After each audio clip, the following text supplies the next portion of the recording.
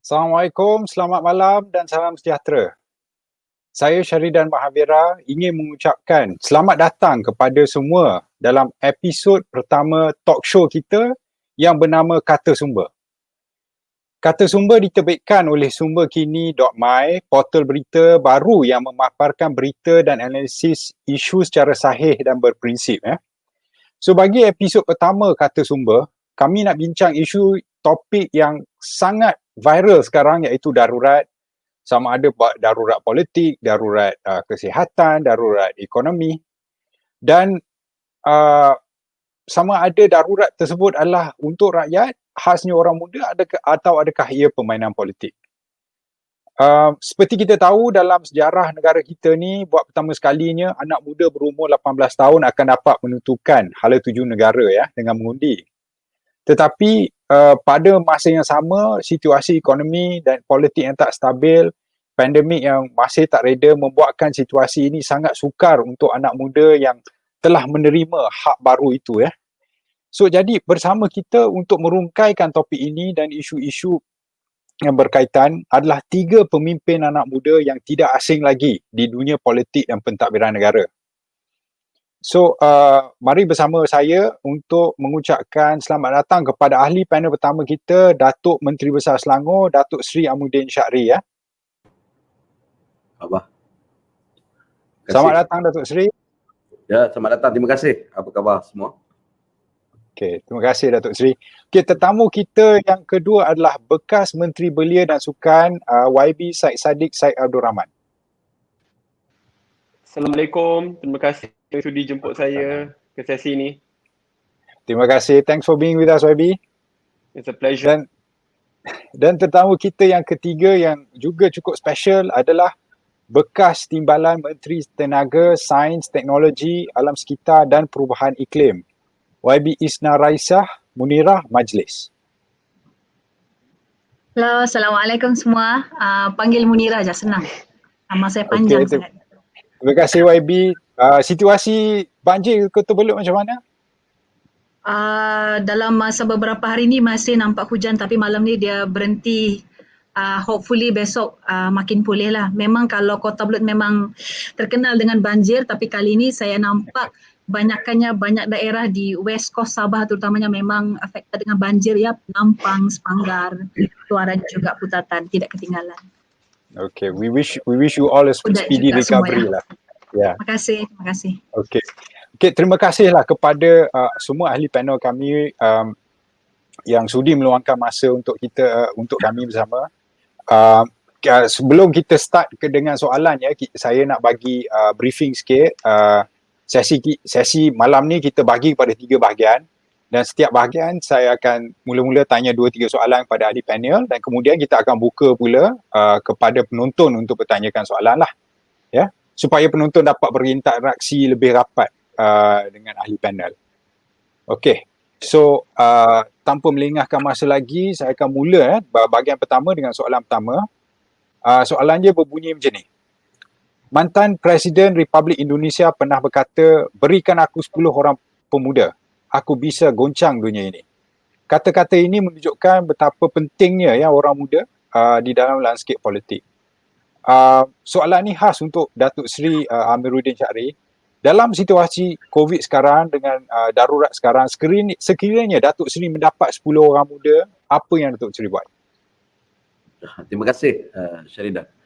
Saya percaya kata-kata Soekarno itu walaupun diucapkan puluhan tahun yang lalu, masih lagi satu kata-kata yang sangat relevan sesuai dengan jiwa sanubari dan sikap sejati anak-anak muda. sikap sejati anak-anak muda ni adalah sangat eksploratif. Dan yang kedua, mereka mempunyai masa depan yang panjang dan mereka boleh meletakkan imajinasi penting terhadap masa depan negara di masa hadapan.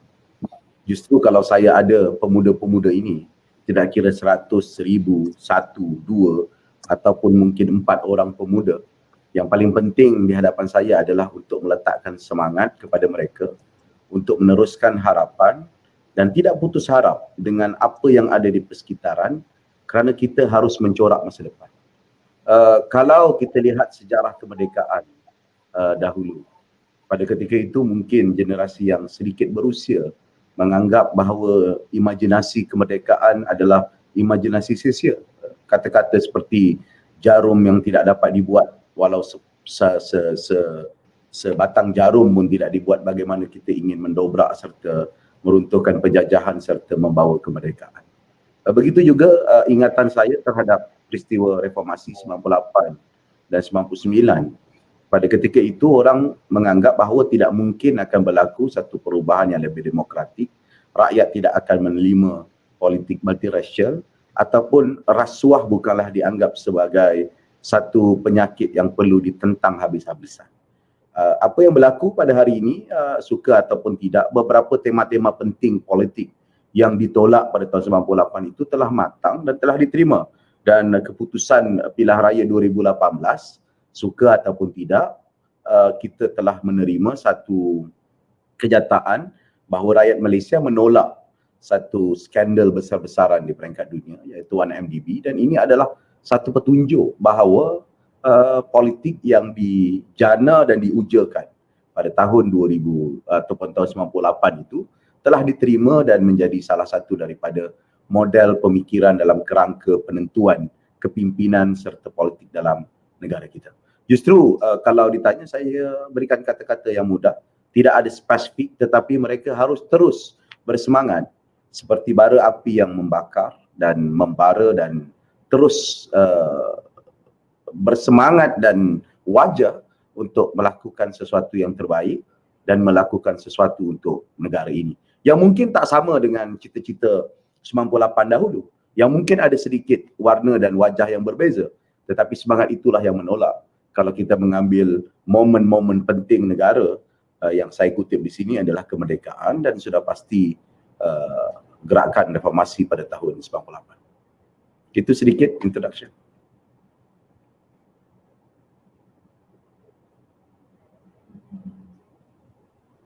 Sorry, my mic is on. Sorry. Okay, pasal saya ada azan kat belakang, so tu yang saya mute-kan sedikit tu. Okay, soalan seterusnya saya nak tanya kepada YB Syed Saddiq ya. Melihat kepada situasi yang tak stabil sekarang dari segi politik, daripada segi ekonomi, COVID-19, dan akhirnya Kerajaan Perikatan ya umumkan darurat. YB Syed Saddiq lihat pengumuman darurat tu macam mana? Ada orang kata darurat ni untuk baik untuk rakyat, ada orang kata darurat ini adalah agenda politik. Tapi untuk YB sendiri macam mana? Sebagai salah seorang yang yakin dengan sistem demokrasi negara, saya rasa jalan terbaik untuk menyelesaikan isu ketidakstabilan politik adalah dengan menggunakan lunas demokrasi. Ia tidak bermaksud bahawa kita perlu cepat-cepat pergi ke pilihan raya. Saya faham ini tempoh COVID dan prioriti harus diberikan untuk menangani COVID dan untuk memulihkan ekonomi. Tetapi banyak jalan lain. Sebagai contoh yang pernah saya cadangkan sebelum ini adalah untuk Yang Amat Berhormat Perdana Menteri untuk menjemput pembangkang, duduk semeja, cari jalan penyelesaian bersama. Dan apabila kita duduk semeja, they must be give and take. Compromises must be made. Sebagai contoh, jika kerajaan terbuka ruang hatinya untuk memulangkan peruntukan kepada semua kawasan-kawasan pembangkang, lantik lebih banyak ahli parlimen pembangkang dalam Parliamentary Select Committee dan yang lain, supaya sistem accountability, transparency dapat diperkasakan, kita mungkin boleh bersetuju untuk terus mendukung kerajaan sampai ke tempoh pilihan raya.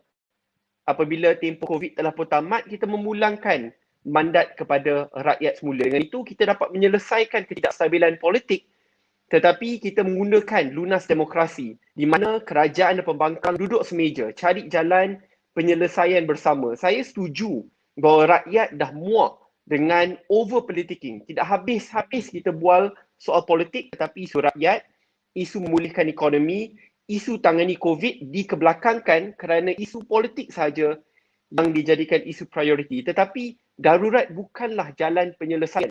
It is an easy way out.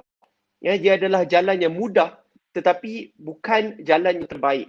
Jalan terbaik adalah duduk semeja, tidak perlu untuk kita gantung parlimen iaitu institusi demokrasi utama, kerana yang kita takut mungkin ia relevan pada masa ini, tetapi bayangkan mungkin 5, 10, 15 tahun yang akan datang akan ada Perdana Menteri yang hilang sokongan majoriti. Dan bila dia tahu dia bakal hilang sokongan majoriti, cepat-cepat dia mengisytiharkan darurat, menggantung parlimen untuk terus kekal berkuasa. Walaupun niat yang dilakukan pada hari ini mungkin betul, tetapi kita tidak boleh jangkakan apa presiden yang telah pun diletakkan pada hari ini boleh diguna pakai pada tahun-tahun yang akan datang. Sebab itu, bagi diri saya setuju bahawa kita tidak boleh adakan pilihan raya sekarang. Saya juga setuju kita perlu menyelesaikan isu ketidakstabilan politik supaya kita dapat fokus dan tangani COVID berhabis-habisan dan selepas itu memulihkan ekonomi, dan hanya selepas itu boleh fikirkan untuk adakan pilihan raya. Tetapi ada jalan lain. Saya yakin jika Yang Amat Berhormat Perdana Menteri panggil wakil-wakil pembangkang duduk semeja untuk bincangkan isu ini, kita dapat cari titik pertemuan untuk kita gerak hadapan bersama. But there must be compromises. Bagaimana kita ingin cari titik pertemuan apabila kawasan-kawasan pembangkang masih dihukum. Pengundi-pengundi pembangkang dihukum hanya kerana mereka memilih ahli parlimen yang mungkin tidak sehaluan dengan kerajaan. Mana keadilannya apabila contohnya kawasan Parlimen Pontian mendapat peruntukan tahunan 3.8 juta ringgit setahun, tetapi Parlimen Muar tidak dapat peruntukan langsung, walhal Parlimen Muar juga terkesan yang begitu teruk kerana COVID. Parlimen Muar juga ada rakyat susah. Parlimen Muar juga memerlukan bantuan yang seadilnya. Saya rasa perkara ini boleh ditangani, dapat diselesaikan bersama. Tetapi perlu untuk kita semua duduk semeja. Darurat bukanlah jalan penyelesaian. We cannot take the easy way out. When there is a democratic problem, we identify and move forward with democratic solution. Okey, terima kasih banyak YB Syed Saddiq. Dan satu respon yang sangat padu. The next question, soalan yang seterusnya kepada YB Munirah, dia ada sangkut paut juga dengan darurat, dan ini terutama sekali ini kesannya, impaknya terhadap ekonomi dan sosial anak muda ya. YB, pasal kita tengok dengan pandemik COVID ini, pendidikan tinggi telah banyak institusi pendidikan tinggi ditutup, pasaran buruh hilang, banyak aktiviti ekonomi yang selalunya dipenuhi oleh anak muda ya, seperti pesta muzik, industri hotel, industri pelancongan, pawagam, dan semua aktiviti-aktiviti ini selalunya lazimnya anak muda selalu sertai ya. So apa impact, apakah kehilangan industri dan kehilangan pekerjaan di industri-industri ini akan memberi impak terhadap sentimen politik anak muda? Kerana selalunya kalau kita tengok dalam sejarah, bila ekonomi, sosial dan politik tak stabil, parti politik yang kukuh besi selalu sedang ambil, selalu senang dapat sokongan. Dan mereka selalu gunakan alat-alat seperti darurat ya. So jadi YB Munirah rasa apakah sentimen politik anak muda di dalam darurat ni akan terkesan? Saya tidak nafikan oleh kerana COVID ini industri seperti pelancongan, sukan dan sebagainya memang sangat-sangat terkesan, dan especially anak muda yang berada dalam situasi ini, dan kadang kalau macam di Kota Belud ataupun di Sabah, pelancongan tu sangat penting, dan sebenarnya pelancongan juga merupakan salah satu sumber rezeki kepada kebanyakan anak muda. Tetapi pada saya ini juga akan lagi menaikkan semangat anak muda itu sendiri untuk lebih bersuara dalam politik. Kita tidak nafikan pada PRU 14 yang dahulu, salah satu dan ini sebab utama juga warisan Pakatan Harapan menang juga kerana suara anak muda. Anak muda, saya rasa YB Syed Saddiq dan juga Datuk Seri Amiruddin juga bersetuju dengan saya. Kita tidak suka politik yang terlalu berpolitik, politik dalam politik, terlampau banyak drama. Kita biasanya terus ya, maksudnya direct.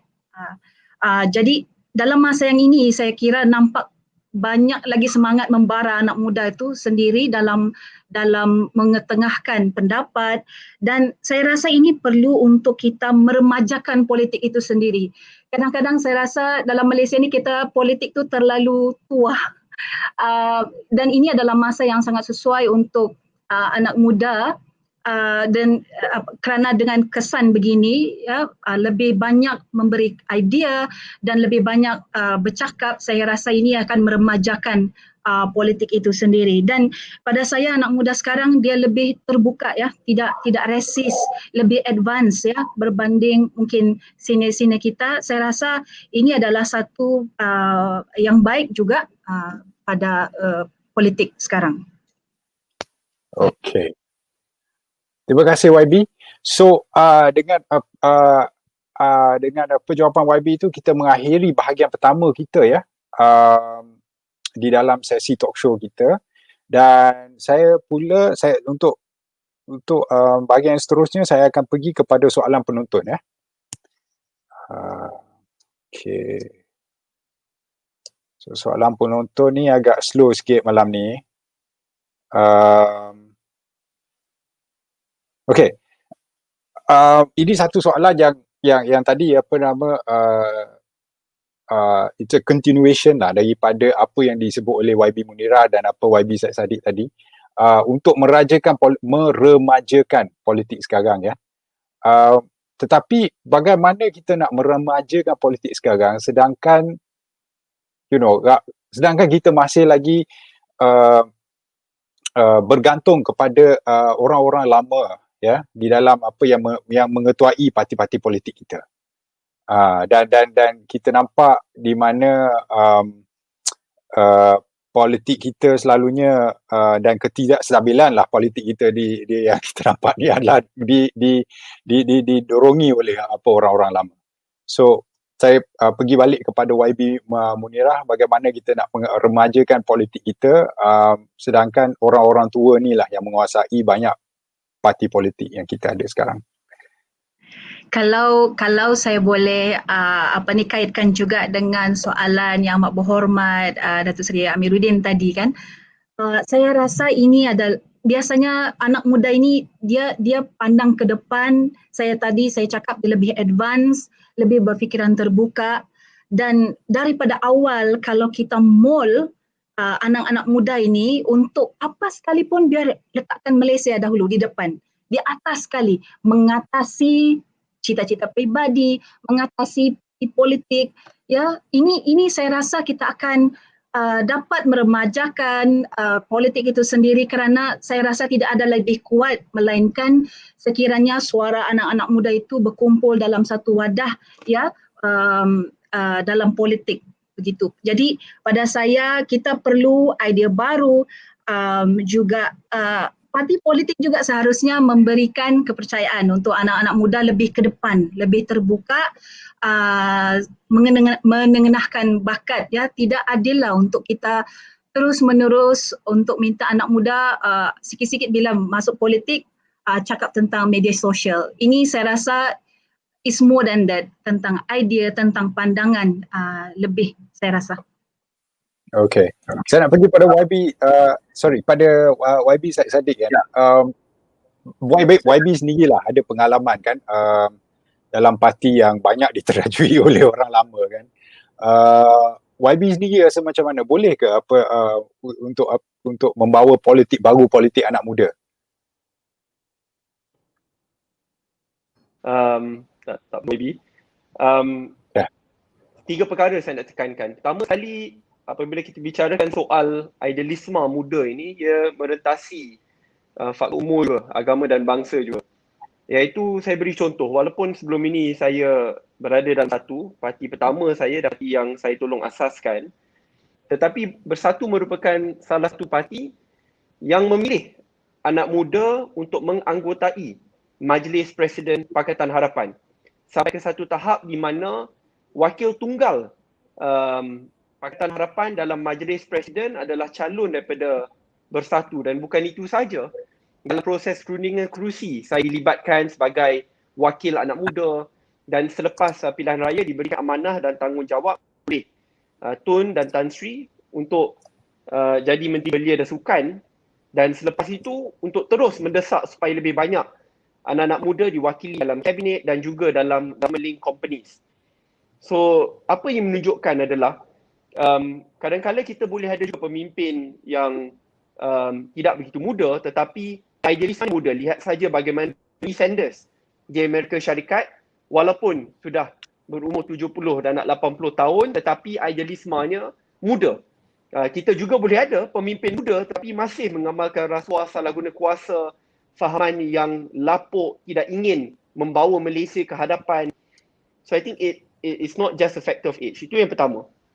Yang kedua, sambil kita ingin mendesak supaya ada lebih banyak pimpinan muda diberikan tempat, kita perlu memastikan ekosistem politik Malaysia berubah juga. Sebab itu, saya percaya ada jugalah kebaikan kalau pilihan raya tidak berlaku serta-merta dengan pengisytiharan darurat ni. So the earliest kita dengar it will be in August. Maksudnya, undi 18 akan dikuatkuasakan. Undi 18 ini akan mengubah landscape politik negara kerana ia akan menambahkan 7.8 juta pengundi muda yang bakal mengundi pada pilihan raya yang akan datang. Bukan saja undi 18 tetapi ia disertakan sekali dengan calon 18 dan juga pendaftaran automatik. Dengan itu, let me show how big it is. Pada pilihan raya lepas ada dalam 14 ke 15 juta pengundi. Pada pilihan raya akan datang akan ada penambahan 7.8 juta pengundi muda yang baru. Pengundi muda ini akan menggegarkan landscape politik negara sekaligus akan memastikan semua parti politik lama, baru untuk berlomba-lomba untuk meletakkan calon anak muda di hadapan untuk memastikan manifesto mereka menjiwai anak muda dan supaya isu orang muda ini akan diberikan isu priority dan keutamaan dalam pilihan raya akan datang. I think this will create a political earthquake. Thank you.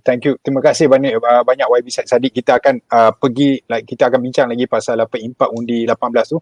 Sebelum tu saya nak tanya tadi Datuk Seri ada nak berkata sesuatu, nak tambah tentang bagaimana untuk meremajakan politik? Ya, saya sebenarnya senada dengan Syed Saddiq. Isu besarnya bukan orang muda ataupun orang tua. Faktor biologi siapa dan siapa. Isunya adalah tema serta gagasan dan idealisme yang progres dan maju ke hadapan. Isu itu adalah lebih utama. Dan kalau saya boleh ulas dengan lebih mendalam di sini, sebentar ambil masa. Isunya di sini bukan soal darurat itu diadakan.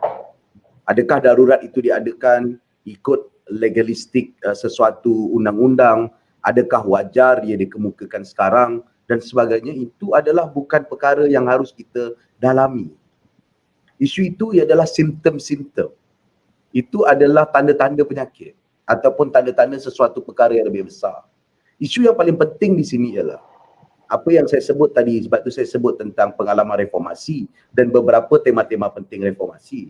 Dan 2018 telah membuka ruangan itu untuk pelaksanaan reform yang lebih menyeluruh dan lebih kukuh untuk mengukuhkan perjalanan negara yang lebih progresif. Dan apakah yang berlaku? Sheraton Move, tindakan untuk mempercepatkan bajet tanpa melalui proses yang panjang, ataupun apa yang berlaku darurat politik dan juga darurat kesihatan. Darurat kesihatan saya tidak ada masalah. Darurat politik ini sangat jelas walaupun kerajaan PN bersungguh-sungguh mengatakan bahawa ini bukan untuk mempertahankan kuasa, tetapi ini semua tidak akan berlaku kalau mereka ada majoriti yang ampuh. Justru ini semua berlaku kerana ada satu usaha untuk antitesis terhadap usaha-usaha reform yang mula dilaksanakan oleh kerajaan PH ataupun yang telah mula sedikit sebanyak dilaksanakan oleh kerajaan negeri yang Selangor yang lepas. Namun begitu, pengalaman saya melihat pengalaman sejarah kenegaraan dan politik dalam dunia, ia akhirnya akan sampai juga kalau orang-orang muda masih kekal dan tidak mudah terhayun dengan permainan-permainan politik semasa, quote unquote, ataupun playing with the gallery dengan apa yang berlaku. Sampai sekarang saya masih percaya PN masih lagi tidak mempunyai konsepsi yang jelas ataupun konseptual yang jelas bagaimana formulasi PN serta pengukuhannya kepada negara. Sampai sekarang tidak ada. Ada satu cubaan untuk menulis sebagai contoh, ini adalah untuk demografi, rakyat dan sebagainya. Dan ini saya rasa satu alasan-alasan yang sangat dangkal yang tidak membawa kepada hala tuju negara. Sebab itu saya percaya, baik pengalaman di Indonesia, kita lihat Gus Dur dijatuhkan oleh beberapa maneuvering politik, oleh orang yang ingin lakukan reform, dan juga ada sebahagian elemen-elemen di dalamnya. Kemudian digantikan dengan sebahagiannya AMI, walaupun Megawati ambil sebentar di situ. Namun begitu saya percaya, usaha-usaha reform ni akhirnya akan berterusan dengan syarat orang-orang muda kekal percaya dan yakin untuk terus progreskan negara kita dan memajukan negara kita ke hadapan dengan beberapa tema-tema politik. Saya sangat yakin kalau kejadian darurat ini berlaku pada tahun 85 ataupun 86, kerajaan tidak akan cuba untuk menjemput oposisi dalam satu jawatan kuasa khas. Tetapi tema itu telah begitu kuat, iaitu balance. Dan suara-suara seperti saya Sadiq yang menuntut agar opposition juga diberikan peruntukan yang agak signifikan, bukan hanya sekadar cebisan, itu adalah tema-tema yang sedang bergerak ke hadapan dan diterima oleh rakyat. Jadi saya percaya usaha counter reform yang berlaku itu akan berlaku dan ia merujuk kepada satu unsur, iaitu soal identiti, iaitu soal politik yang melibatkan kaum tertentu yang saya percaya agak sensitif untuk kita hurai dengan bersungguh-sungguh ataupun panjang lebar. Tetapi paling tidak saya percaya soal good governance, soal kerajaan yang lebih demokratik, membuka ruang suara yang lebih terbuka untuk kritik dan sebagainya, itu telah bertapak dalam komuniti dan masyarakat kita. Jadi saya percaya tema itu lebih besar, perjuangan itu lebih besar, idealisme itu lebih besar, dan bagaimana pejuang-pejuang ini ataupun pendukung-pendukung ini dapat memanggil dan menarik dan tidak ia dirampas ataupun dicuri oleh reformis ataupun mereka-mereka yang berwayang di watak itu. Saya percaya kalau PH terus memerintah, beberapa institutional reform yang cuba kita lakukan dengan diketuai oleh Amiga pada ketika itu akan menganjak negara kita. SPR, kehakiman, perundangan yang lain. Dan ini adalah satu progres yang diperlukan oleh negara. Satu progres yang diperlukan oleh negara untuk maju ke depan dan terus untuk mencapai cita-cita sebagai sebuah negeri maju. Maaf panjang sikit melitik. Terima kasih banyak Datuk Seri. Okay, so sebelum kita pergi ke bahagian yang seterusnya, kita nak break sikit kerana kita nak buat sedikit gimmick pelancaran ya. Kerana ini adalah portal berita bagus. So selalunya kalau kita buat gimmick pelancaran ni, kita ajaklah apa ahli panel, tetamu khas kita naik pentas. Tapi kerana COVID, kita tak boleh lah naik pentas ya, untuk apa tekan butang ke pukul gong ke. So jadinya kita buat pelancaran secara penjarakan fizikal. Simple saja. Tak payah, kita tak payah buat apa-apa, kita just relax dan kita tengok montaj khas daripada sumber kini. Okay, terima kasih dan kita akan kembali lepas ni.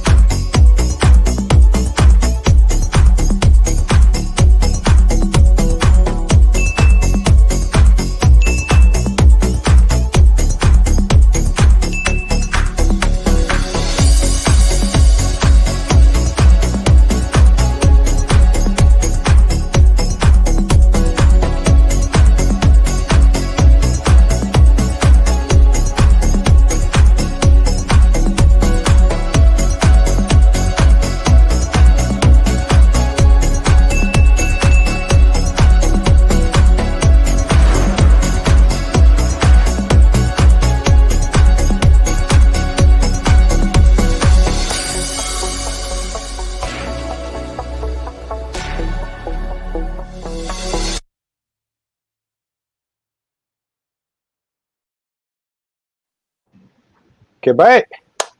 Kita tepuk tangan sikit semua. Atas pelajaran. So, itu je pelancaran apa gimmick pelancaran kita yang kita buat secara virtual. Minta maaf lah. Selalunya lepas pelancaran kalau kita ada majlis ni, kita buat juadah ringan sikit lah kan. Tapi kali ni kita kena makan sendirilah di rumah masing-masing ya. So tapi jangan minum air banyak sangat nanti pasal kita ni live, so kita walaupun tak boleh kita tak ada kat stage, kita masih kena ada kat stage sampai habis. Okay, so kepada bahagian yang seterusnya, tadi ada satu soalan lah daripada penonton yang sempat yang ini untuk Datuk Seri Amiruddin Syahri lah, untuk terus jawab. YB Amiruddin kata, Datuk Seri tadi kata selepas langkah Sheraton itu usaha untuk reform, usaha untuk ubah institusi negara itu terjejas. So dalam Datuk Seri memimpin Selangor, bagaimanakah usaha reformasi itu, adakah ia terjejas atau adakah Datuk Seri cuba melakukan sebaiknya walaupun tiada dorongan dan sokongan lah daripada peringkat pusat, kerajaan pusat, kerana kerajaan pusat sekarang bukan kerajaan Pakatan Harapan. Okey, terima kasih. Saya agak beruntung di Negeri Selangor sebab pada penggal pertama 2008 yang lalu, beberapa usaha-usaha reform yang agresif telah dilakukan, termasuk usaha-usaha untuk menginstitusikan beberapa proses semak dan imbang pada kerajaan negeri. Contohnya adalah penubuhan jawatan kuasa khas. Dan formula ini sebenarnya sedang agak banyak di parlimen dengan caucus sana dan sebagainya. And it started with Selangor State Government with our reform in our State Assembly. Yang kedua, penubuhan jawatan kuasa seperti Selcat.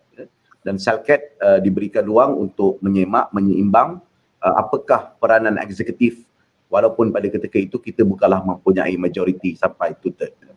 Dan yang ketiga, kita juga telah menginstitusikan serta menubuhkan enakmen yang dipanggil sebagai enakmen kebebasan maklumat yang memberi ruang kepada rakyat jelata untuk meneliti procurement kerajaan ataupun data-data dan maklumat kerajaan dengan aplikasi yang dimohon walaupun kita masih lagi terikat terhadap akta rahsia rasmi yang ada di peringkat federal.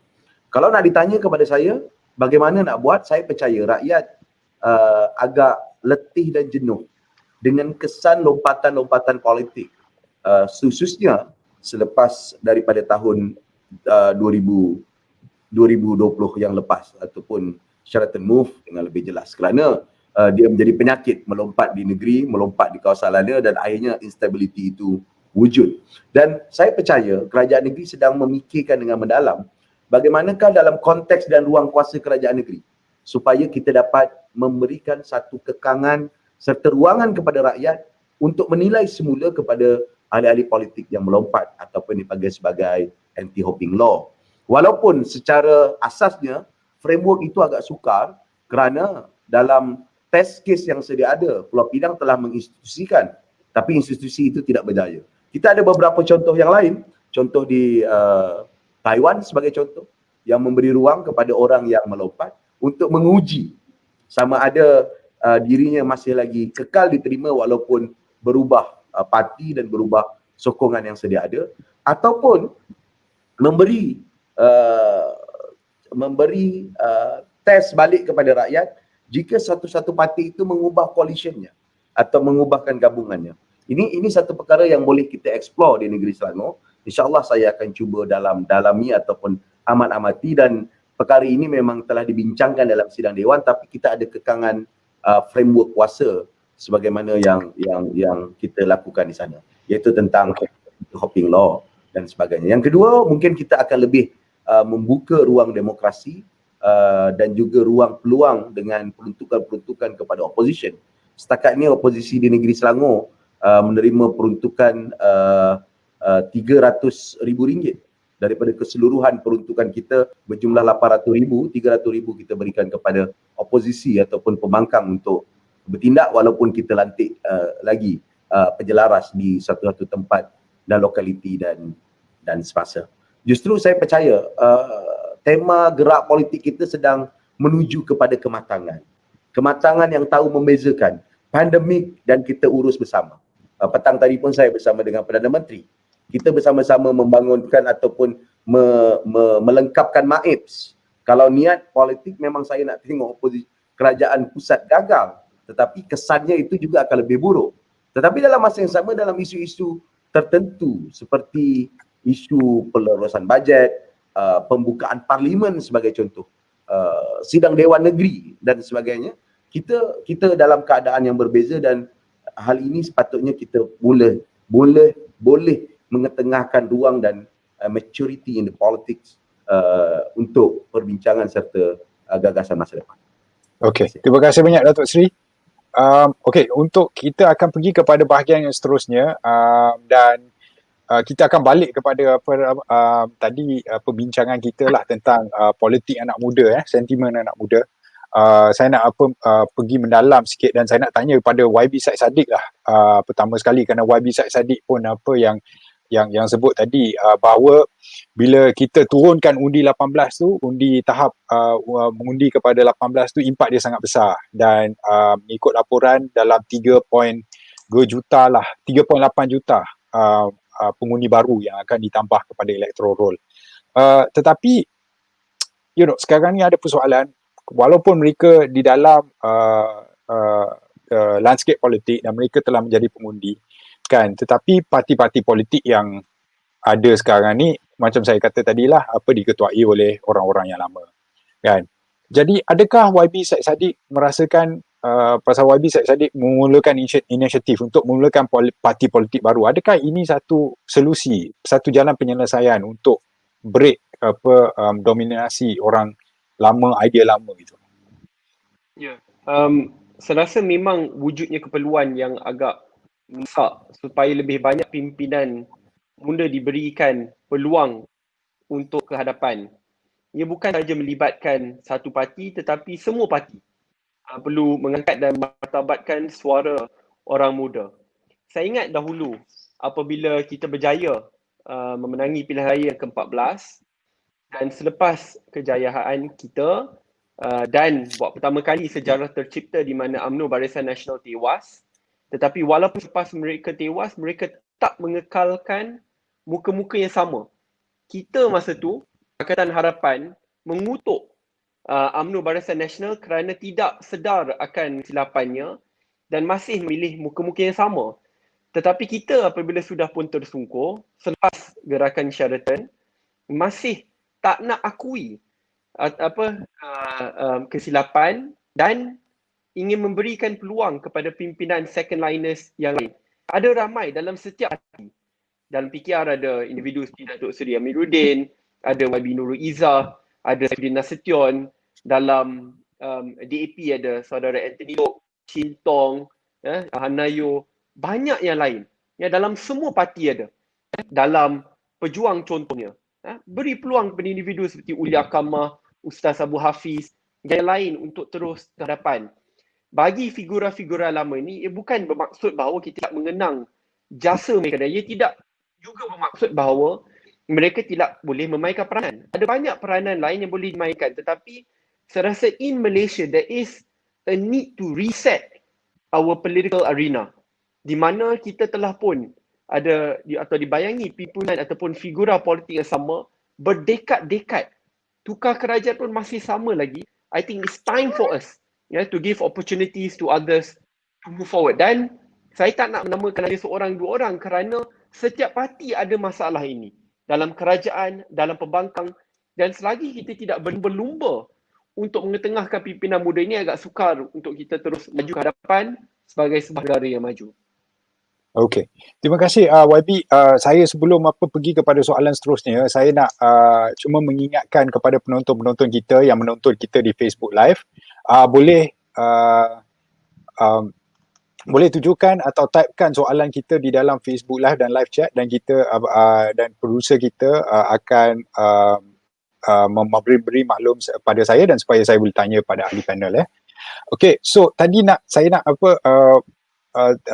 pick up daripada YB Syed Saddiq ni soalan untuk YB Munirah lah.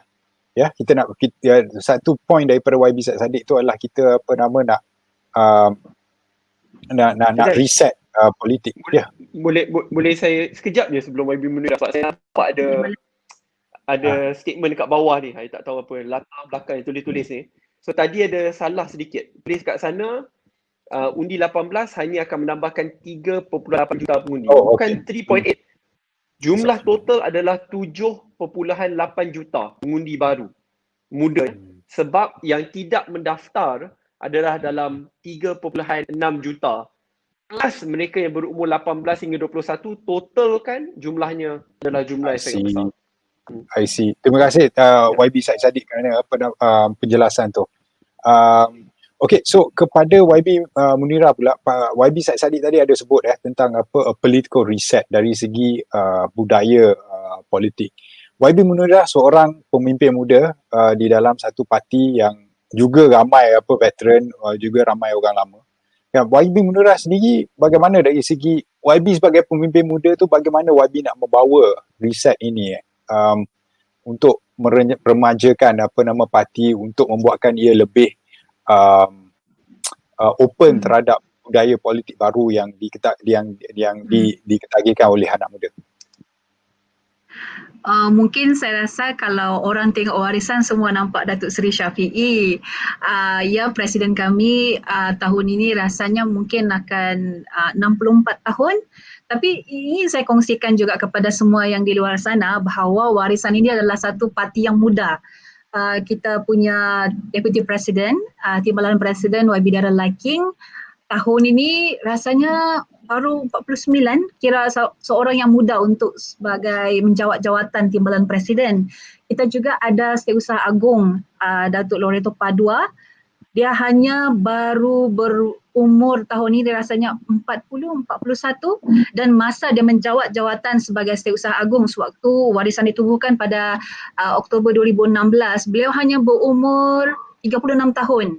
Naib Presiden YB Jun Swong juga baru berumur rasanya dalam 40 tahun ini, dan beliau sudah menjabat Adun, sebelum itu Likas dan sekarang Tanjung Aru pada usia awal 30-an, pertengahan 30-an pun, mungkin 35-36 lebih kurang begitu.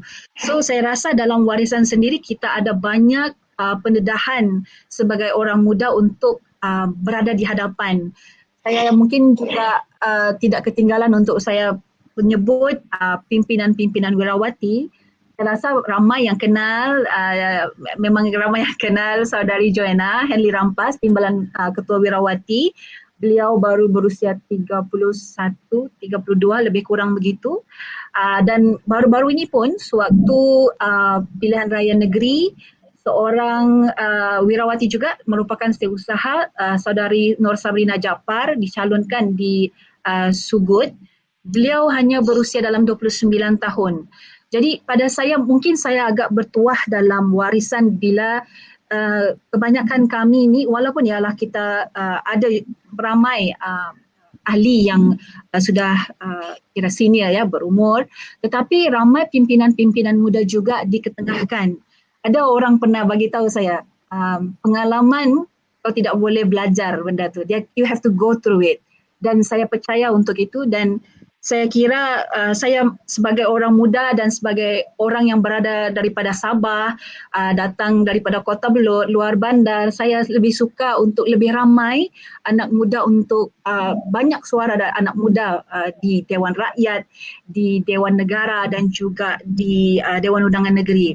Mungkin salah satu yang kita boleh cadangkan juga adalah untuk mengurangkan had umur kepada sebab sekarang ini 21 tahun boleh mengundi dan tidak lama lagi akan 18 tahun pun akan mengundi. Why not kita cadangkan juga had umur untuk ahli Dewan Negara dikurangkan lagi, sebab sekarang ini had umur dia 30 tahun kalau tidak silap saya. Ya, sebab kita nampak juga ramai ahli Dewan Negara yang sudah berusia ya. Why not, saya rasa politik ini kita remajakan bukan saja daripada Dewan Negara, pimpinan parti itu sendiri, Dewan Undangan Negeri, tetapi juga Dewan Negara itu salah satu daripada saya. Terima kasih. Okey, terima kasih. Okey, dan saya nak saya nak berulang sikit apa point yang apa nama YB buat tadi. Ini saya nak tanya lah. Ini soalan yang seterusnya yang kita nak tanya, soalan seterusnya pada Datuk Seri Amiruddin Syahri lah.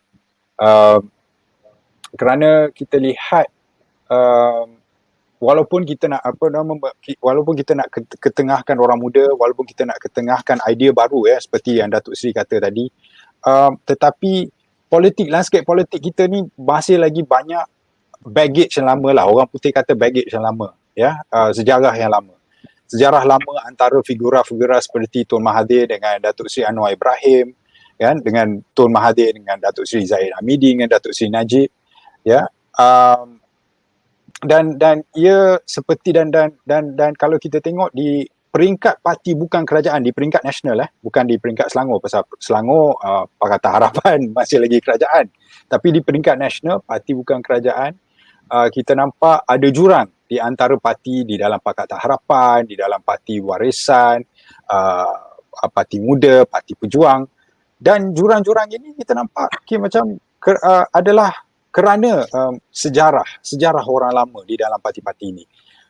Datuk Seri Amiruddin sebagai orang muda, sebagai pemimpin muda di dalam Parti Keadilan Rakyat tu, bagaimana Datuk Seri sebagai pemimpin muda nak atasi jurang ini?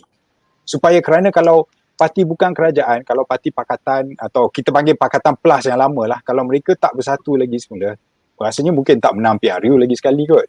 Atau macam mana nak menentang darurat kan. So jadi Datuk Seri rasa macam mana nak merapatkan jurang antara parti Pakatan Harapan plus yang dulu? Terima kasih. Saya melalui beberapa pengalaman ketika muda melihat Barisan Alternatif, kemudian Barisan Alternatif berpecah, melihat kepada Pakatan Rakyat berpecah, melihat kepada Pakatan Harapan, dan bila Pakatan Harapan menang, BN berpecah dan kemudian PH berpecah, dan melihat kepada formulasi PN pun nampak gayanya nak berpecah. So pecah campur, pecah gabung ini adalah satu lumrah dalam politik. Malahan kalau kita lihat di negara-negara Eropah, hal ini adalah satu perkara yang lumrah. Pada tahun 2005, sebagai contoh, saya berada di Germany pada ketika itu untuk beberapa program.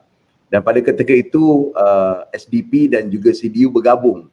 Dua musuh politik lama bergabung menjadi satu grand coalition dan akhirnya berpecah semula. Isu pentingnya di sini inilah yang saya katakan, kita dalam proses transisi dan mitigasi ke arah maturity politics, di mana kalau boleh selepas ini move on kita itu bukan lagi kepada baggage sejarah, apatah lagi sejarah individu, bukan saja sejarah parti tetapi juga sejarah individu. Kalau kita ingin menjadi sebuah gagasan multi parti politik yang demokratik dan matang, dan ia harus melihat kepada dasar, harus melihat kepada beberapa ketetapan, polisi dan sebagainya. Dengan inilah saya percaya orang akan dapat yang terbaik, kerana akhirnya politisi-politisi itu akan bergerak berdasarkan kepada polisi, berdasarkan kepada isu dan perkara yang signifikan. Di United Kingdom, beberapa ahli-ahli parlimen konservatif sebagai contoh pernah menarik diri daripada memberikan sokongan pada Perdana Menteri ketika perang Iraq sebagai contoh. Ini adalah contoh-contoh bagaimana maturity politik dan tidak mengheret kepada krisis kepimpinan sebagaimana yang kita hadapi sekarang ini. Apa yang berlaku, Sheraton Move tidak ada satu landasan yang besar, tidak ada satu perkara yang besar. Mungkin satu perkara yang saya boleh sebutkan ini adalah persoalan tentang identiti kita sebagai sebuah warga dan rakyat Malaysia.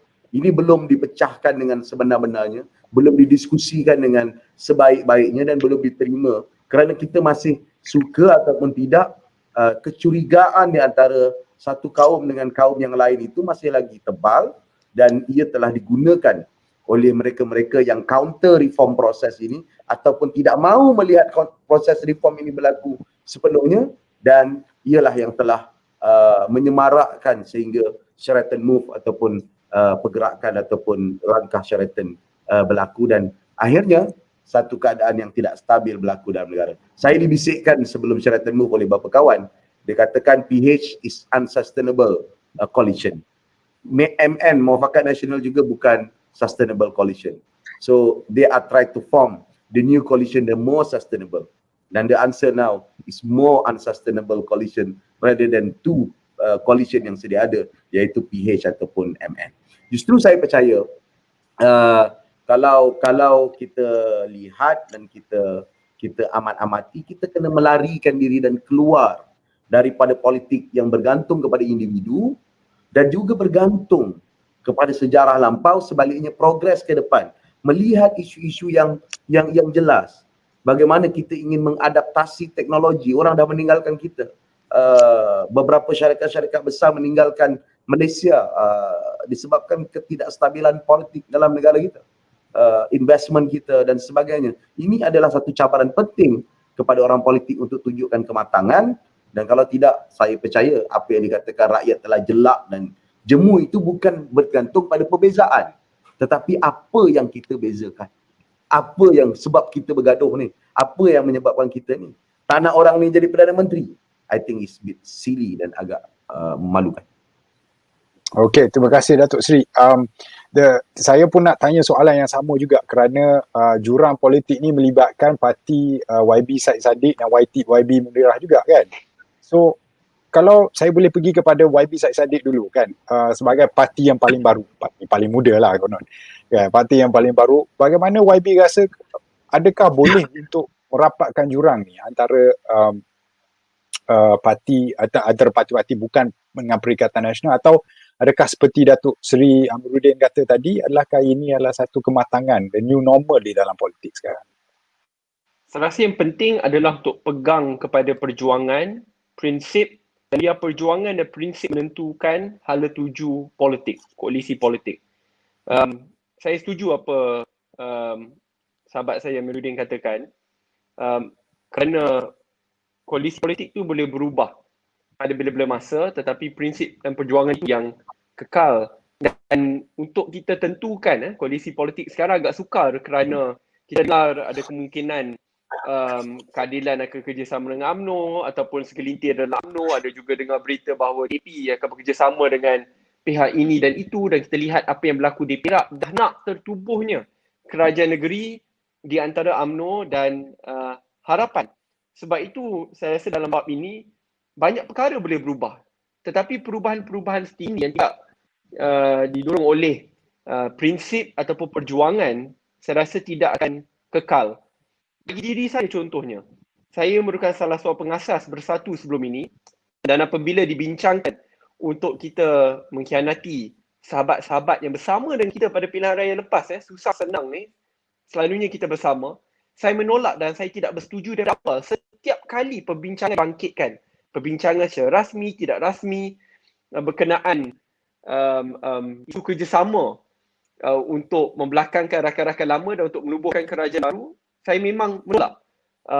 Dan saya tidak hipokrit nak kata depan Tan Sri, saya sokong, saya setuju, tidak. I told him that I disagree, and when it happened in meeting, I disagreed as well. Apabila pergi ke mesyuarat dalam PH pun, saya kata perkara ini saya been consistent. Cuma yang pelik, apabila ada pihak contohnya ini, saya kena buang parti. Saya buang parti kerana saya tidak bersetuju dengan apa yang berlaku dan saya tidak ingin bersama dalam kerajaan yang saya tahu ada tikam-menikam, dan ini kita boleh lihat perkara itu berlaku. Dan saya tak nak kerjasama dengan segelintir pihak yang saya rasa telah pun mengkhianati rakyat juga, khususnya dalam kes-kes mereka. Saya nak sebentar jelas. saja. Sebentar. So saya kena buang parti kerana bab ini. Ya, saya tak nak kerjasama dengan mereka yang ada kes-kes ini. Nak kerjasama isu dasar tak ada masalah, tapi untuk bentuk kerajaan tidak boleh. Tapi kini tiba-tiba orang yang dalam parti reform, I'm not sure Datuk Sri Amiruddin is comfortable. I know maybe it's not him. Parti reform tiba-tiba kata tak apa, kita boleh bentuk kerajaan dengan mereka. We've crossed every red line possible. Every red line possible. So saya lah hipokrit paling besar jika saya sendiri tidak bersama dengan mentor saya, Tan Sri Muhyiddin Yassin, bawa saya dalam politik, kerana isu perjuangan dan prinsip saya tak boleh kerjasama dengan kumpulan ini. Tapi tiba-tiba bila saya dah dibuang parti, dah dalam pembangkang ataupun sekarang sebagai ahli parlimen bebas, tiba-tiba ada lagi seorang pemimpin yang kata saya akan jadi Perdana Menteri tetapi dengan sokongan segelintir pihak ini. Tiba-tiba saya kata tak apa, saya sokong. I was the biggest hypocrite. Sebab tu saya rasa the most important thing adalah prinsip dan perjuangan. Don't forget that.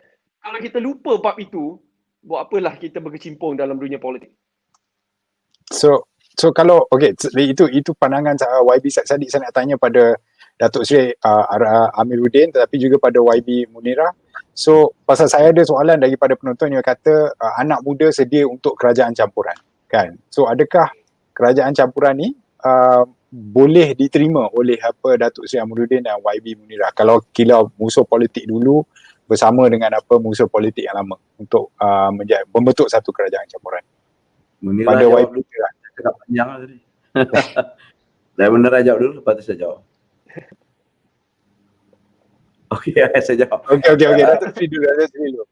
Bagi YB Munirah apa nak fikir? Bila ada optik Datuk Seri Anwar Ibrahim dan Tun Mahathir di mahkamah, orang tidak boleh membayangkan hal itu berlaku. Bila ada persenyawaan kumpulan di antara DAP dan PAS, satu ketika dulu orang tidak boleh membayangkan ia pernah berlaku.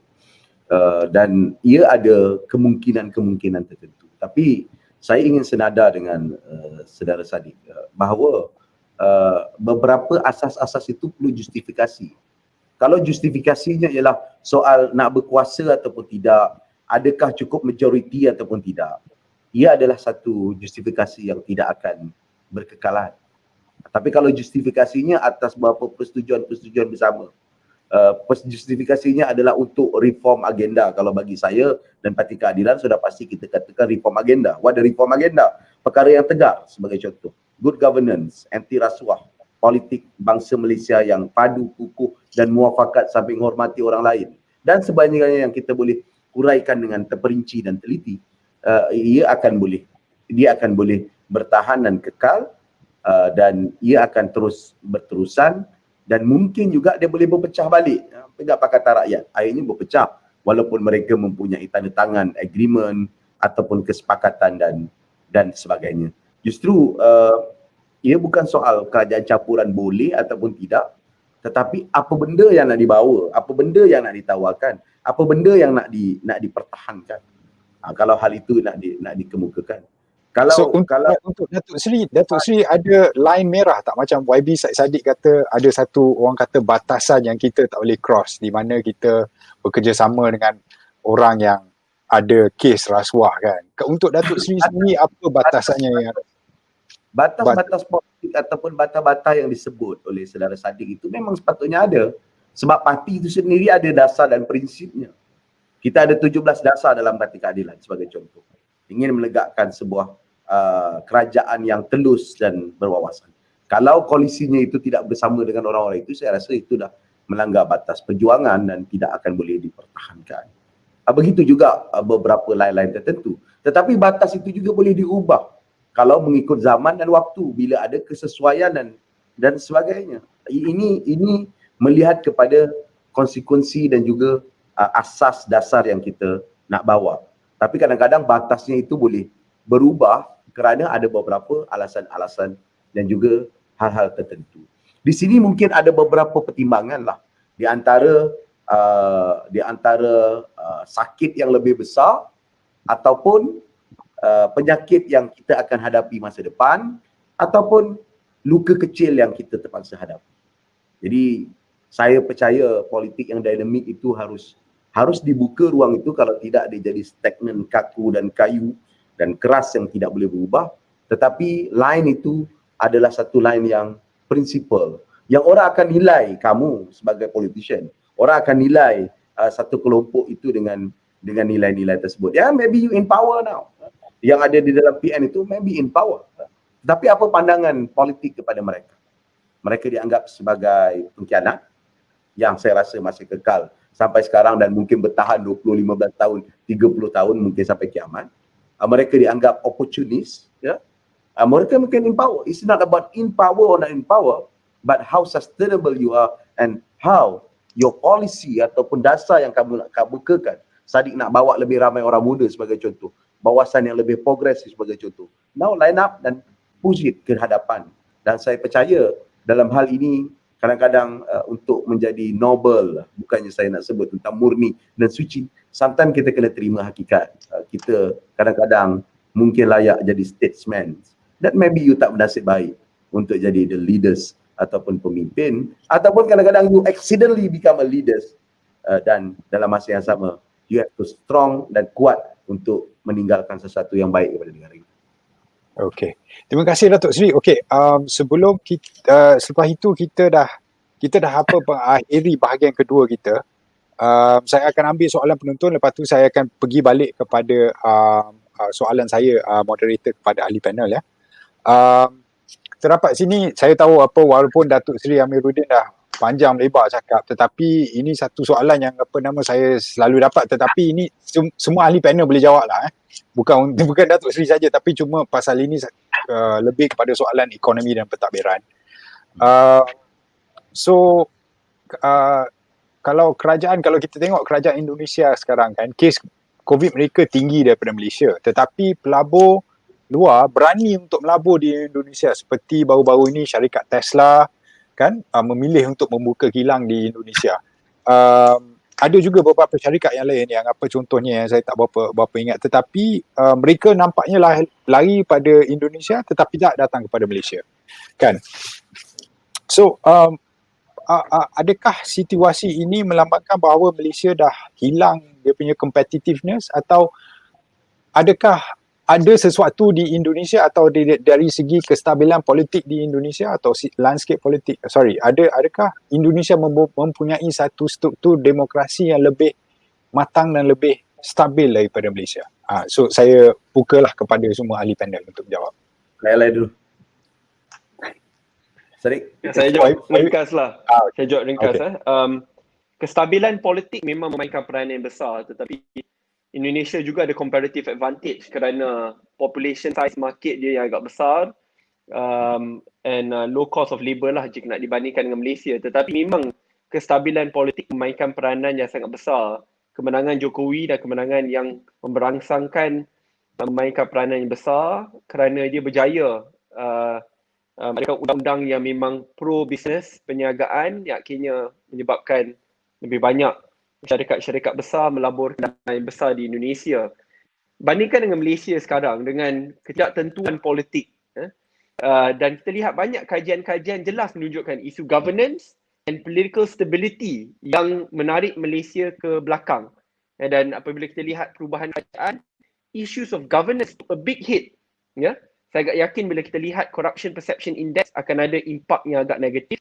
Isu kebebasan akademik, media dan yang lain took a bad hit, dan itu akan memainkan peranan besar. Juga kestabilan politik. Saya ingat salah satu hujah yang sering diguna pakai oleh penyokong PN pada peringkat pengkhianatan adalah tidak ada kestabilan politik kerana Tun Dr. Mahathir dan Datuk Seri Anwar Ibrahim asyik serang menyerang satu sama yang lain, dan kerana itu tidak ada kestabilan politik. Yang saya setuju, perkara itu adalah kritikan yang betul. Tetapi persoalan saya kepada mereka pada hari ini, kalau dulu itu boleh dilihat sebagai perkara yang buruk, bayangkan pada hari ini, di mana setiap hari ada ahli parlimen tarik sokongan daripada kerajaan. Setiap hari, kita tak tahu pun ada pengiktirafan kepada Kerajaan Perikatan Nasional. Adakah ia PN, adakah ia MN, adalah kerajaan ini akan kekal sampai pilihan akan datang ataupun tidak.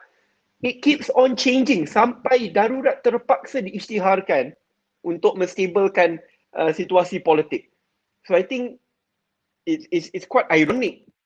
Mereka yang kita kena lakukan PN untuk adakan kestabilan politik, tetapi hari ini kita lihat kestabilan politik itu tidak wujud atau lebih teruk jika nak dibandingkan sebelum ini. So we need to ensure there is good governance, integrity. We need to ensure that we are pro-business, and we also need to ensure that we get political stability. Dan stability itu perlu datang apabila kita ada keberanian politik untuk bekerjasama, tetapi pada masa yang sama there must be a red line which must be drawn.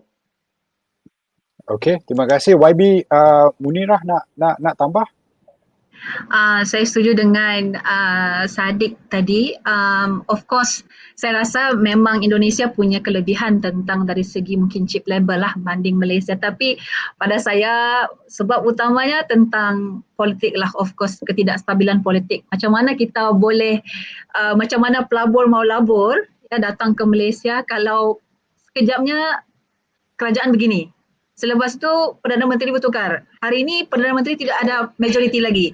Selepas itu daripada PKP besok umum lagi darurat. So yang ruginya rakyat.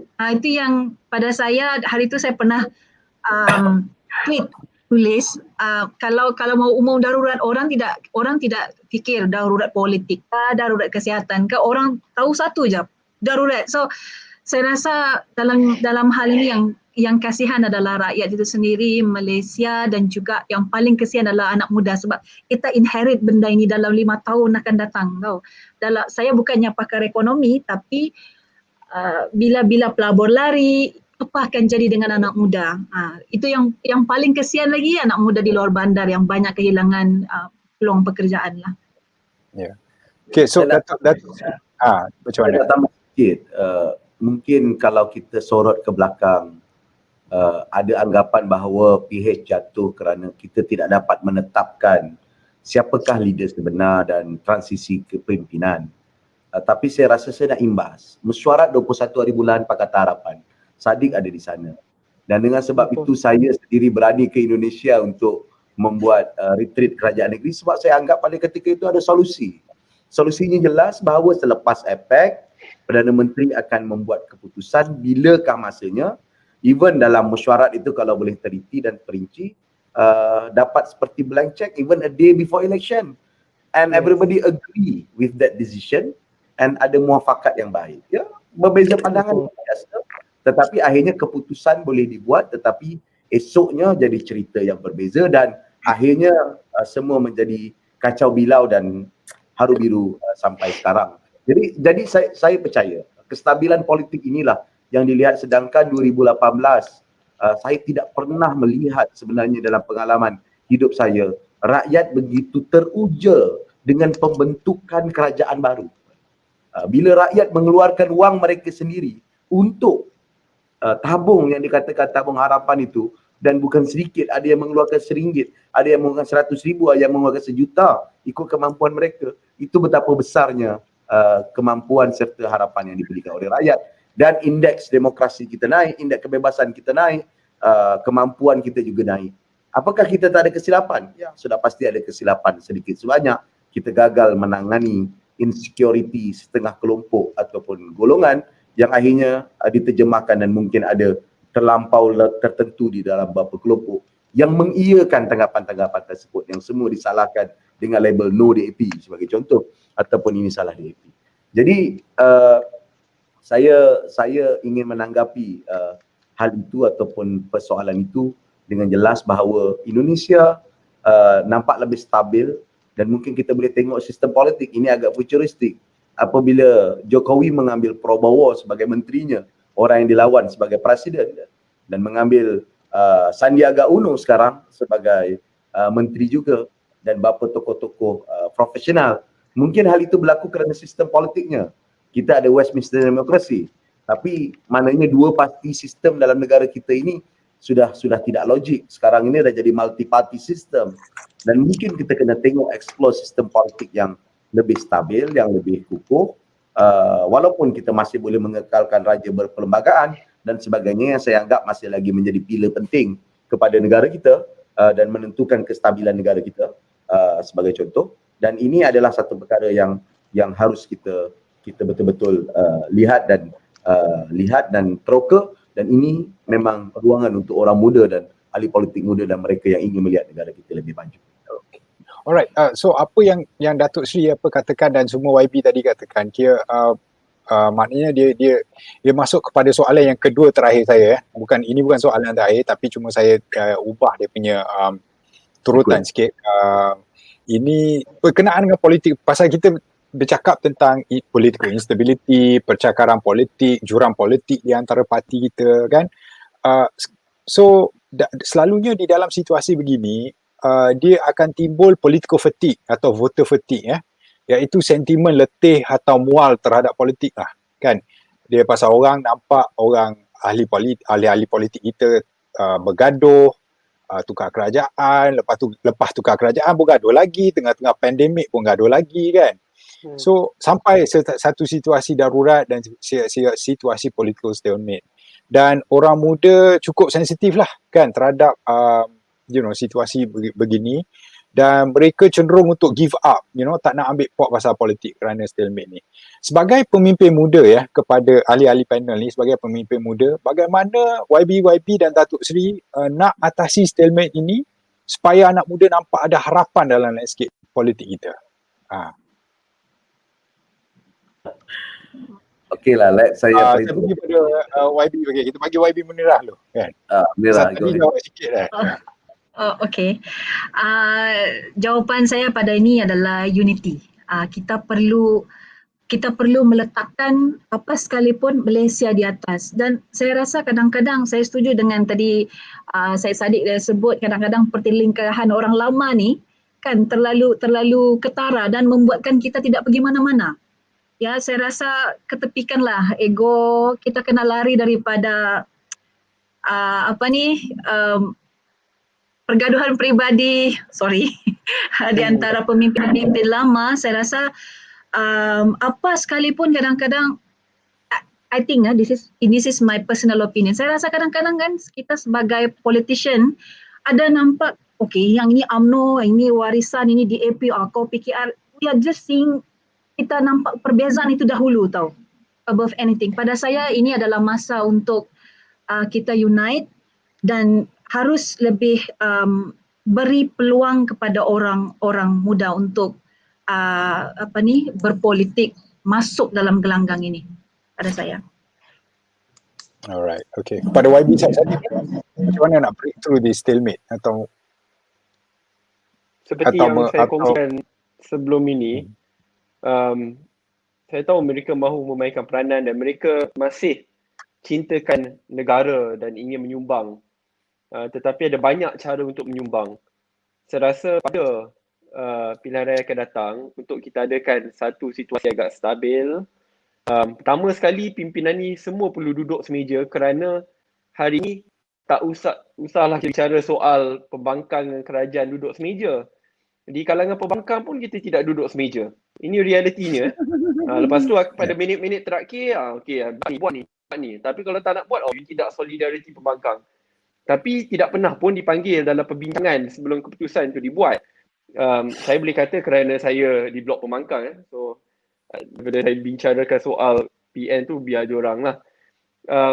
So, I think we kena duduk semeja, dan saya rasa pimpinan tertinggi khususnya perlu berlapang dada dengan kritikan-kritikan yang akan dilontarkan. Kalau kita lihat dalam UMNO pun ada kritikan mereka tersendiri ke pimpinan tertinggi. Kenapa tiba-tiba dalam pembangkang kita tidak boleh utara kritikan ni? We should make them invincible from criticisms. That's wrong, right? That's not the culture which you want to create for Malaysian democracy. Sebab tu dalam bab itu saya rasa boleh diselesaikan apabila kita duduk semeja, berlapang dada, berikan peluang kepada pimpinan dalam semua parti-parti politik, untuk pimpinan muda untuk terus ke hadapan. Okey. Dan last sekali pada Datuk Seri Amiruddin, bagaimana untuk bukan saja mengatasi stalemate ini, message kepada anak muda untuk still care about politics lah. Ya, political fatigue itu mungkin anggapan temporary. Sebab akhirnya setelah orang menyangka habislah mereka selepas Trump menang. Dan akhirnya Trump kalah juga dalam pilihan raya yang akan datang. Rakyat tak boleh putus harap, pimpinan juga tak boleh putus harapan. Maknanya kalau kita putus harap, maknanya orang lain akan menggantikan, ataupun silap-silap rakyat tidak akan terpandu dan tidak terarah. Saya kira ini masanya terbaik. Selepas realignment politik ataupun reconfiguration politik, whatever we call it, now it's time for give a direction for the people and Malaysian citizen. Kita nak jadi apa? Kita nak ke mana? Adakah kita mau kekalkan all this stalemate, or kita form the new party, the new government, the new government. Dia sebut new party, orang cakap saya nak lari parti pula tak? the new government yang stabil, konsisten dan prihatin kepada semua rakyat. Saya rasa isu ini dan berjaya menyelesaikan satu isu yang besar sekarang. Kita progress dengan sangat besar dalam isu kepimpinan, governance, rasuah dan sebagainya yang saya sebut tadi. Compare 90s dengan 80s dengan sekarang, totally different dan suasana berbeza. Suara demokratik, ya, awak suka tak suka FB, Twitter, ada orang maki saya, ada orang maki Sadiq, ada orang maki PM, dan itu bukan satu yang tabu lagi pada tahun ini, yang dulu tahun 90 anggap sebagai mungkin dosa besar, quote unquote. Tapi ada satu lagi hal yang saya nak lontar sini, ia tentang soal identity kita as Malaysian. Dan juga dalam masa yang sama kita juga adalah bangsa Melayu, orang Jawa, orang Bajau, orang Cina, orang Tionghoa yang ada latar belakang yang saya sebut Bajau sebab saya tahu Munirah Bajau. Mungkin saya mix, saya bapak saya dusun. Masih ada. Jadi persoalan ini yang saya rasa harus dilatari dan harus didepani, dan orang muda boleh mencorakkannya, lontarkan, boleh tinggalkan pergaduhan-pergaduhan lepas tu di buku sejarah yang nak ditulis atau kekalkan mereka bergaduh. Yang penting we move on ke depan dan maju untuk melahirkan negara kita yang lebih baik dan cemerlang. Okay, so dari segi moving on ni lah kan, since apa nama Datuk Sri kata move on ni. Okay, soalan yang lah sekali daripada kita ni adalah tentang moving on lah, iaitu pilihan raya umum yang akan datang. Ini soalan last kah? Ini soalan last lah. Okay. Ni soalan last. Saya tukar turutan sikit ni pasal apa kita mau soalan last ni tentang masa depan kan. Pasal kita dah cerita dah banyak kestabilan politik lah, stalemate lah. PRU ni kita boleh end the stalemate kan. Kita boleh tamatkan stalemate ni. So okay, pada semua ahli panel, sekiranya masalah COVID dapat dibendung, masalah COVID dapat dibendung kan, kita dapat vaksin, so kes kita dah turun. Rasanya patutkah PRU diadakan tahun ini? Saya pergi kepada YB Sadiq lah tadi, ada jawab sikit tadi kan. Saya kalau COVID semua bendung lah. Saya tidak setuju jika pilihan raya berlaku tergesa-gesa dan hanya kerana kes turun sementara, ia tidak bermaksud bahawa ia tidak akan naik semula.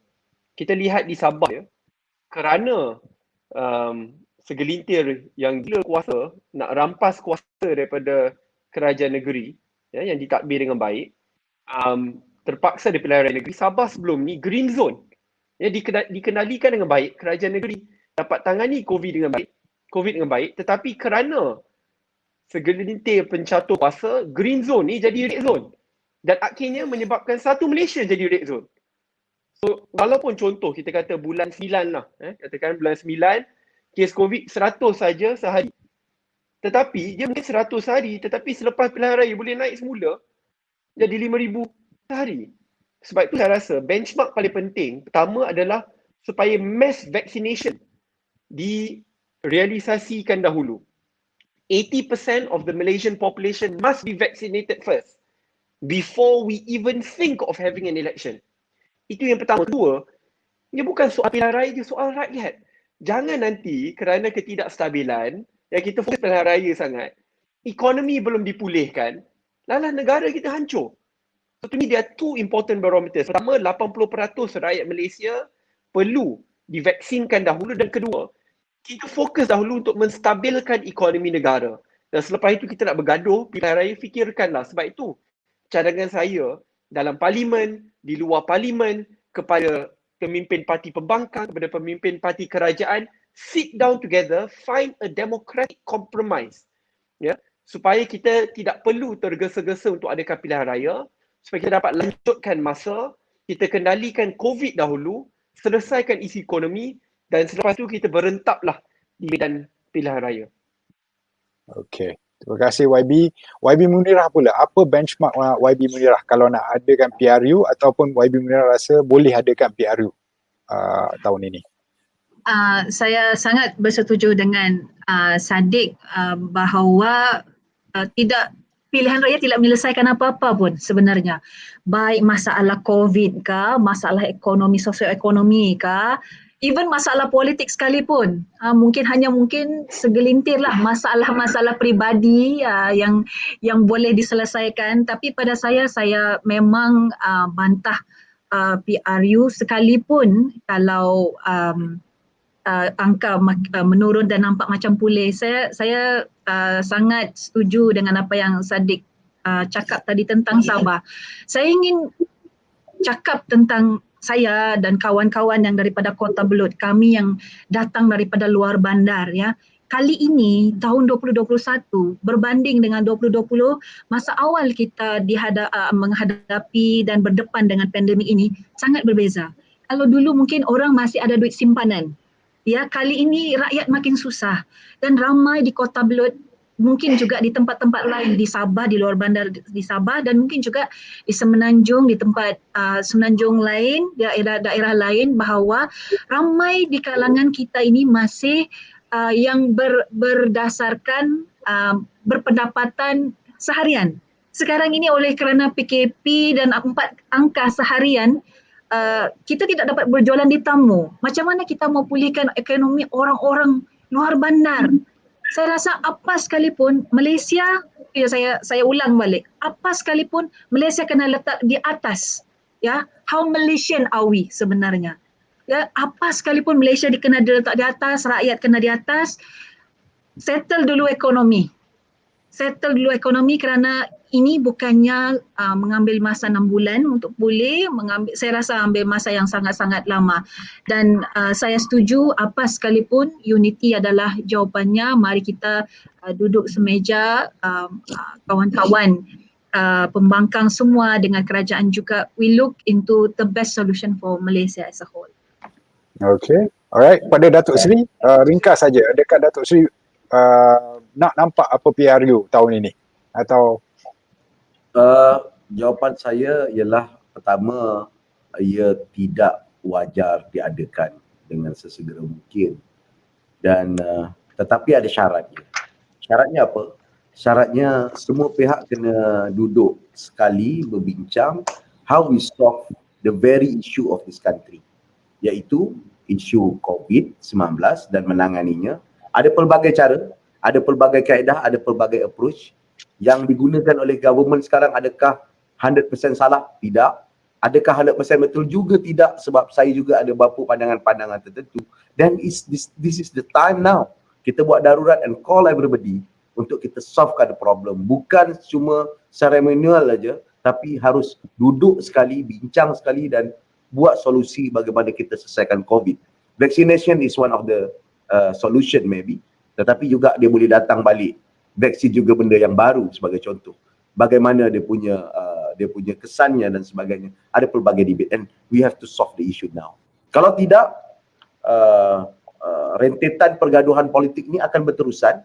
Kalau tak ada pilihan raya pun, kerajaan pun akan tumbang dengan tarikan sana sini dan juga desakan di sana sini. Jadi saya percaya orang-orang muda secara keseluruhan, rakyat Malaysia secara keseluruhan nak kita selesai hal ini, sebab kalau tidak dia akan mengheret kita ke lembah yang lebih menyukarkan, bukan hanya kepada kehidupan berpolitik dan bernegara kita, tetapi kedudukan ekonomi dan kadar keupayaan kita sebagai sebuah negara. Terima kasih.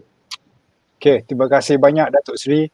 Dan dengan itu saya nak mengucapkan terima kasih lagi sekali lagi kepada semua ahli panel, pemimpin muda kita. Saya sebenarnya personally saya berharap orang-orang lama di dalam parti masing-masing mendengarilah kan suara anak-anak muda malam ini kan. Dan itulah episod pertama kita di Kata Sumber, program ulung portal berita Sumber Kini. Saya nak mengucapkan terima kasih sekali lagi kepada ahli panel YB Munirah. Saya berharap banjir di Kota Belud tu reda.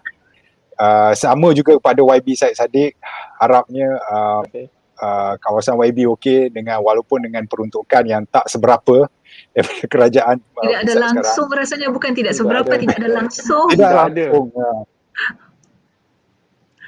Dan saya pun nak mengucapkan terima kasih pada Datuk Seri Amiruddin Syahri, Ya. kan. Dan dalam segala usaha lah kerajaan Selangor memerangi COVID kerana saya duduk di Selangor. Teruskan dah usaha memerangi COVID kerana Selangor sekarang tahap paling tinggi ya Datuk Seri. Ya. Masih lagi. Ya, okey. Dan terima kasih kepada para penonton yang bertanyakan soalan dan memberi komen semasa diskusi tadi. Saya minta maaf kerana tidak dapat bertanyakan semua soalan yang ditujukan. Terima kasih kepada tim teknikal Kata Sumber yang diketuai oleh Tuan Ketua Pengarang Sumber Kini Encik Najib Hashim. Sekali lagi, saya jemput semua para hadirin untuk terus layari Sumber Kini di www.sumberkini.my untuk berita yang sahih dan berprinsip. Dan itu saja daripada kami dan saya, Syaridan Mahavira. Terima kasih, selamat malam dan stay safe semua. Terima kasih. Terima kasih. Thank you very much.